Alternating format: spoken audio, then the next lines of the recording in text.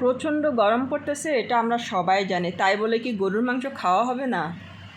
নিশ্চয়ই না, মন চাইলে খেতেই হবে। হ্যালো, আসসালামু আলাইকুম, কেমন আছেন সবাই? আলহামদুলিল্লাহ আমি ভালো আছি। আশা করি দেশি প্রবাসে যে যেখান থেকে দেখছেন সবাই অনেক বেশি ভালো আছেন, সুস্থ আছেন, সেফ আছেন। আজকে ভিন্নভাবে একটা গরুর মাংসর রেসিপি দেখাবো, আলু দিয়ে রান্না করা। চুলায় প্রথমে পাতিলটা বসিয়ে দিলাম, তারপরে দিয়ে দিলাম রেগুলার সয়াবিন তেল। তেলটা যখন গরম হয়ে আসছে এরপরে দিয়ে দিলাম পেঁয়াজ কুচি।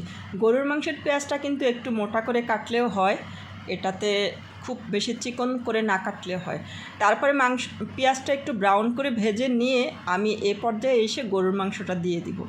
গরুর মাংসটাকে পেঁয়াজের মধ্যে ভেজে নিব কিছুক্ষণ, পেঁয়াজ আর তেলের মধ্যে। মোটামুটি ভাজা হয়ে গেলে এই পর্যায়ে এসে আজকে কিন্তু আমি পাটায় বেটে মশলা ইউজ করব। পাটায় বাটা মশলা দিয়ে এই গরুর মাংসটি রান্না করব। আদা বাটা, রসুন বাটা, জিরা বাটা এগুলো আমি পাটায় বেটে নিয়েছি।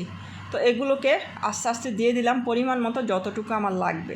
আর এখানে হচ্ছে পোস্তদানা, বাদাম, তারপরে কিছু পেঁয়াজ একসঙ্গে ব্লেন্ড করে রেখে দিয়েছি, সেখান থেকে একটু দিয়ে দিলাম। পোস্তদানা আর বাদাম যদি আপনি গরুর মাংসের সাথে, যে কোনো মাংসের সাথে আপনি রান্নার সময় এটা ইউজ করেন, তাহলে কিন্তু দেখবেন আপনার মাংসের স্বাদ অনেক গুণ বেড়ে যাবে। এরপর আমি ব্লেন্ড করা কাঁচামরিচ দিয়ে দিলাম। আজকে সব কিছুই কিন্তু আমি ব্লেন্ড করা বা বাটা ইউজ করব, কিছুই গোটা ইউজ করব না। এরপরে দিয়ে দিব আমি এখানে হচ্ছে টমেটো ব্লেন্ড করে নিয়েছি, টমেটোটাও দিয়ে দিলাম। সব কিছু একদম ন্যাচারাল ইউজ করার চেষ্টা করব আজকে। তারপরে সব কিছু দিয়ে কিছুক্ষণ আমি কিন্তু বারবার এটা কষিয়েছি, সেটা হয়তো বা স্কিপ করে গেছি। তারপর ভালোভাবে কষানোর মধ্যেই আমি কিন্তু মাংসটা অনেকটা সেদ্ধ করে ফেলি। এ পর্যায়ে দিয়ে দিলাম আমি কিছুটা পানি, মাংস থেকেও একটু পানি বের হয়েছে। তারপর হলুদের গুঁড়া দিয়ে মাংসের কালারের পরিমাণটা বুঝে এরপর আপনি মরিচের গুঁড়াটা ইউজ করবেন। হলুদ মরিচ একসঙ্গে দিলে কিন্তু আপনি কালারটা বুঝতে পারবেন না। মাংসের কালার দেখেই কিন্তু আপনি মাংস খাবেন, দেখে ইচ্ছে করবে খেতে। এইভাবে যদি আপনি রান্না করতে না পারেন তাহলে তো যে খাবার কথায় আছে না, যেটা দেখতে সুন্দর সেটা খেতেও ভালো। তারপরে মাংসগুলো যখন কষানো হয়ে গিয়েছে এর পর্যায়ে এসে আমি পরিমাণ মতো কিছুটা আলু দিয়ে দিলাম। আলুর পরিমাণটা একটু বেশি দিলেও আপনি আরও চাইলে আরও বেশিও দিতে পারেন, বাট আমি একটু অল্প করেই দিয়েছি।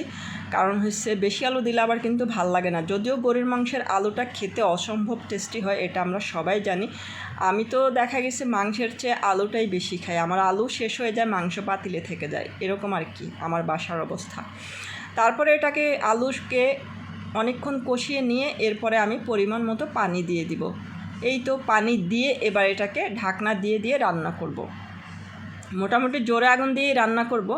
আর এ পর্যায়ে এসে আমি আমার বাসায় যে বানানো 12 রকমের গরম মশলা আছে, সেখান থেকে আমি গরম মশলা দিয়ে দিব। এখানে কিন্তু 12 রকমের গরম মশলা আছে, এটার একটা ভিডিও আছে আমার। তারপরে যখন মাংসটা আমার হয়ে গেছে, এই তো ঘন হয়ে গেছে কিন্তু ঝোলটা, এরপরে দিয়ে দিছি ধনিয়া পাতা।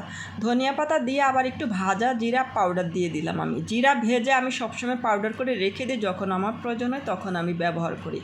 সো ফাইনালি আমি দেখাই যে মাংসের কালারটা আসলে কেমন হয়েছে। পাতিল থেকে একটু তুলে একটা সুন্দর সার্ভিং ডিশে সার্ভ করে দেখাচ্ছি এই পর্যায়ে। এই তো হয়ে গেল আমার গরুর মাংস দিয়ে আলু, সব বাটা মশলা দিয়ে।